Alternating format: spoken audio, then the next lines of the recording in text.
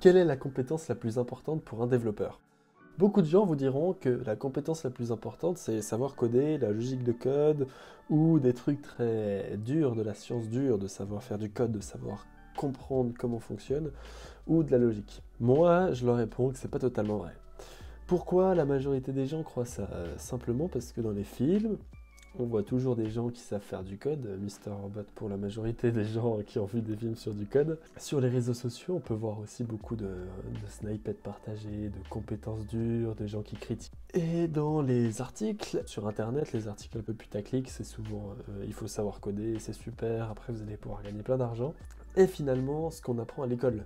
Là, à l'école, on apprend vraiment à savoir des langages, à savoir coder, à savoir écrire, à apprendre une logique, et on n'apprend pas forcément les bases. Moi, ce dont j'ai envie de vous parler aujourd'hui, c'est les bases. La logique de programmation, ça s'apprend, le code, ça s'apprend, les langages, ça s'apprend, mais ce qui s'apprend pas, comme je vous l'ai dit, c'est les bases. Et c'est les bases dont on va parler dans cette vidéo. Pourquoi est-ce que je dis ça? Eh ben, je le ressors de mon expérience. J'ai aidé d'innombrables personnes à l'école comme sur internet, sur Twitter, sur Discord, etc.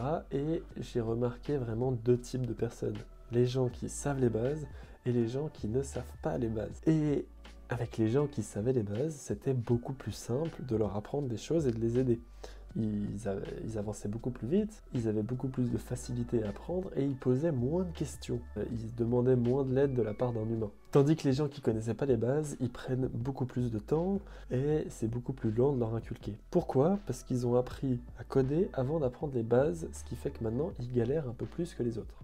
Bon, maintenant, qu'est-ce qu'il faut faire? Pour moi, ça se résume en une phrase que je vais vous expliquer, c'est d'avoir le mindset du développeur. Le mindset du développeur est pour moi constitué en 4 parties. La première partie, c'est d'avoir une grande volonté d'apprendre. En informatique, ce n'est pas une science finie. Il faut toujours vouloir apprendre encore et encore et encore sans jamais s'arrêter.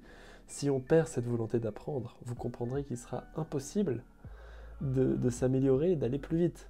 On va perdre beaucoup de temps parce que chaque fois on va se décourager en se disant non, je suis bien où je me sens à l'aise et j'ai pas envie d'apprendre plus. Il faut avoir une très grande volonté d'apprendre à chaque instant de votre apprentissage et encore en entreprise. Deuxième point, c'est la façon de réagir au problème.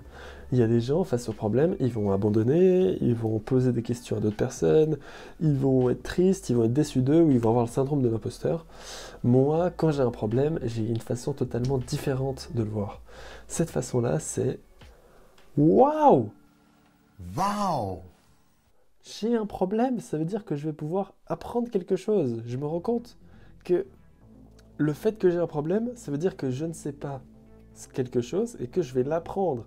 Et quand j'apprends quelque chose, j'ai le sentiment d'évoluer. Et c'est ce sentiment-là que je recherche constamment.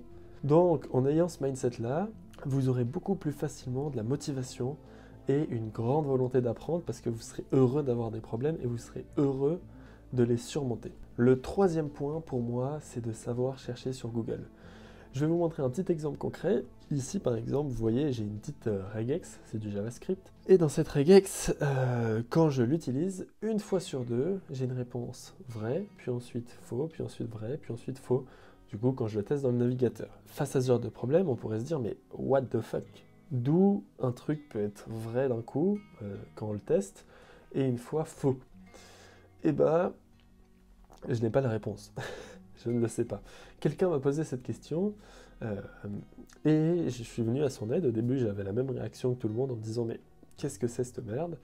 Et ensuite, j'ai eu la même réaction que j'ai toujours, c'est-à-dire j'ai cherché sur Google. Il faut savoir correctement faire sa recherche Google. Ici, je vous ai montré ce que j'ai cherché. J'ai cherché regex.test in JavaScript switch from true to false. Donc, j'ai utilisé le mot-clé regex.test, qui est la fonction que j'utilise en ce moment. J'ai utilisé le mot-clé JavaScript, qui permet directement de filtrer les recherches Google, qui permettent d'avoir moins de réponses et surtout la bonne réponse. Et ensuite, j'ai fait une affirmation sur le problème que j'avais. J'ai posé une sorte de question. Switch from true to false. J'ai pas cherché la solution, j'ai vraiment posé une question. Pour moi, il y a deux façons d'avoir une approche par rapport à ça. Soit on fait une affirmation de ce qu'on veut faire, soit on fait une sorte de question. Je décris la situation que j'ai actuellement. J'ai un petit exemple sur ces questions. Imaginons qu'on a un petit espace entre deux images. En HTML, ça arrive souvent, c'est une erreur assez commune. Il y a deux façons de poser la question à Google. La première, c'est How to remove space between two images, qui est une question. Et la deuxième, c'est Remove space between two images HTML. Et là, c'est une affirmation, je dis ce que je veux faire. Sinon, on va juste poser la question de comment le faire. Et pour le quatrième point, il est plutôt simple aussi, c'est juste chercher la bonne information. Il faut savoir qui est-ce qu'on écoute.